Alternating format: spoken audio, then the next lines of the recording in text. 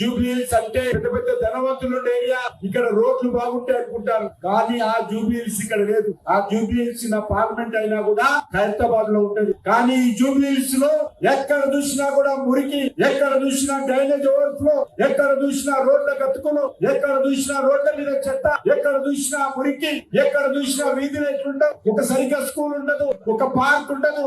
చాలా అధ్వాన్నమైనటువంటి పరిస్థితుల్లో ఈ రోజు జూబ్లీహిల్స్ సిగ్గుండాలి. ప్రభుత్వాలకు 2 సంవత్సరాలుగా వీధి లైట్లు కాలిపోతే వీధి లైట్లు చేంజ్ చేయలేనటువంటి ఈ అసమర్థత ప్రభుత్వాలు ఏమవుతున్నాయో ఈ ప్రభుత్వాలకు హైదరాబాద్ ప్రజలు బుద్ధి చెప్పాల్సినటువంటి అవసరం.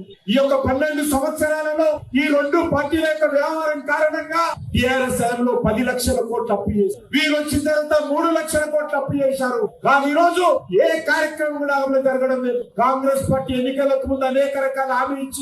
నేను ఈ రోజు కాంగ్రెస్ పార్టీని ఒకటే సవాల్ చేస్తా ఉన్నాను. జూబ్లీహిల్స్ లో ఓట్లు అడిగే ముందు ఈ తెలంగాణ రాష్ట్రంలో ఒక్క మహిళ కన్నా 2500 ఇచ్చావా?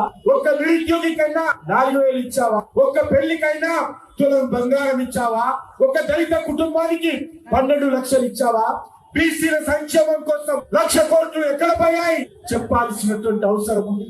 ఈ రోజు విద్యా భరోసా కార్డు ప్రతి పిల్లవాడికి చదువుకునేటువంటి విద్యార్థులకు 5 లక్షల విద్యా భరోసా కార్డు ఎక్కడ పోయిందో చెప్పాలి. ఈ రోజు ఏ ఒక్కటి కూడా అమలు కాలే. ఒక్కటి మాత్రం బస్సులలో మహిళలు కొట్టుకోండి అని చెప్పి ఉచిత బస్సు ఇచ్చాడు తప్ప ఈ రోజు తెలంగాణకు ఇచ్చినటువంటి ఏ హామీ అమలు కాలేదు.